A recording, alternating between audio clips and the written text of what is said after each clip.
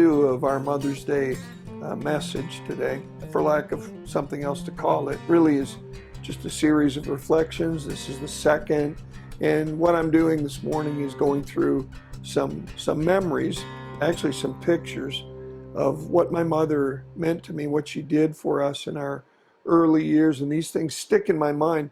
Some of them I remember because I saw them myself. Others of them, like the one I'm about to tell you now, when you hear it, you'll know, well, obviously you don't remember that, but it was a story that was told to me by my mother. And it's in many ways just as vivid as if I was there and could remember it. But we lived in a little home up in North Head. There were 4 rooms in the house. Downstairs was sort of a kitchen area, and then there was a living room area. Upstairs, the house was just divided into 2 rooms. First, at the top of the ladder-like stairs was my parents' bedroom, and then you had to go through that bedroom to the back of the house where my brother and I had a small room that we shared. And it was it was a homey, wonderful place. Apparently, we were poor, but someone forgot to tell us. There was no bathroom in the house, and that really didn't bother me for my own sake, but it did make me embarrassed as I got older, into those teenage years where many of us are very self-conscious, and our self-images seems like it starts out at a deficit anyway. So it was a carefully kept secret that there was no bathroom in our house. At least I thought it was a secret. I thought we were the only ones that were like that, actually, but I know back then on Graham and Ann in the 50s and 60s that there were many, many other homes where there were no bathrooms.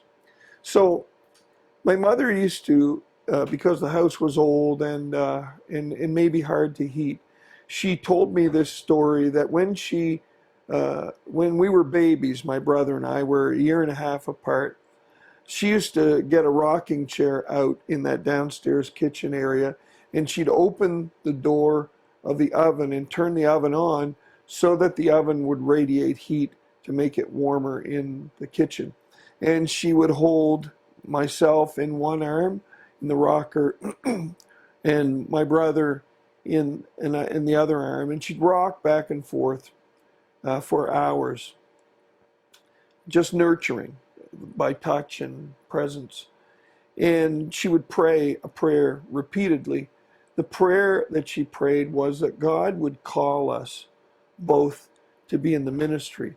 Now, at this point in my mother's life, she was not attending church with any regularity. To my knowledge, my dad never attended church. I'm sure that many people would have looked at my mother and labeled her, like it seems like people do. We need a label, some way to categorize people, and I don't know why that is, but it seemed those were particularly necessary in those days. And so she would have been labeled a backslidden Christian. She would have been in some ways by some people looked down on because she married a man who was not at all churched, and she was prior to the marriage. And I know that it would have been a disappointment to her own parents. I never knew my grandfather, my grandmother. I know that although she never vocalized it, it would have been a disappointment to her.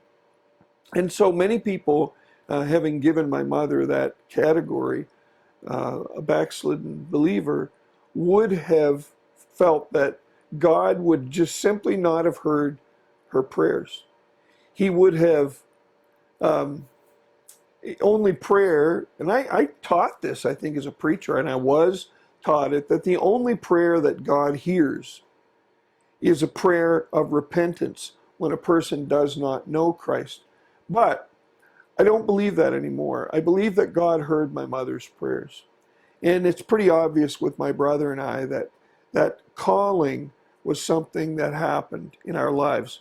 We associated that because there were no other options as a vocational calling. And although my brother has not been in a church ministry over the years, he has exercised that calling in every aspect of his life, and I've tried to do the same. Then the other part of prayer, and my mom that I remember, she'd always hear our prayers. Do you remember that? So even into our early teenage years, she'd take us up after she got us a bedtime snack, crackers with peanut butter and chocolate milk. That's what it was, or maybe Cheese Whiz. She'd take us up and she would tuck us in our beds, and then she'd hear our prayers. And you know the prayer that we prayed. Now I lay me down to sleep. I pray the Lord my soul to keep, it on and on. And every night we prayed that. It was just rote, really, honestly, in terms of the words, I think, anyway. Now, however, the practice was something that marked me. It's what it said to me is that prayer is important, and my mother believed that prayer was important. I don't know of anyone who can pray like a mother or a grandmother.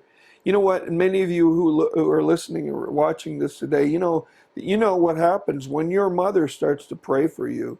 You might just as well give up and let God have his way, because a mother seems to connect to God in different ways, a mother's heart, than a man's heart. It seems to me like mothers have a fast track to the heart of God. And I know that when I think of Mary, the mother of Jesus, one of the most beautiful prayers in the world is Mary's song. I believe they call it the Magnificat. Her reflections after she had received the announcement that Christ would be born to her. And I'm sure Mary prayed. I'm sure that she did. I'm sure that like any mother who nurtured her children, that Mary followed particularly the ministry years of Jesus, where he was distant from her in many ways, and her only recourse was to reach out through prayer to touch her son. Do you do that for your kids, mom and dad? I know I do, and I'm sure my wife Elaine does. I don't believe there's any more powerful prayer in the world than a mother praying for her children. And I want to just ask you this morning, what are the top items on your prayer list? Maybe even sometime you could share that with me, and maybe even someone else today. Maybe you know of another mother this morning who really is laboring for their son or daughter, who may be in a place where God is not as near or as close as that mother hopes that Christ would be in their lives. Maybe you could join that mother in prayer. Maybe on Mother's Day, where we're not going to be in service today, maybe you could call another mother or two and have a conversation. Say, look, I've just called you today because I know that you're concerned for your son or your daughter. I'm concerned for mine. Could we take 10 minutes and have prayer on the phone for them today? Prayer is such a vital part of life. I think it is foundational to well-being, even to mental health. To know that there's someone greater than our circumstances that we can reach out to and we can cast our cares upon. And Mom, let me challenge you today on this Mother's Day, tap into everything that you have going between you and God. And I'm going to bring this segment to a close. Again, there'll be some reflections. I'll come back with part 3. If you hear a little noise in the video, it's because I forgot to turn my air purifier off. I'll see if I can cut that down a little bit. And so forgive me for that, but I don't want to re-record to deal with that. So anyway, yeah, I'll be back in a minute, part 3. Thanks for taking time to watch.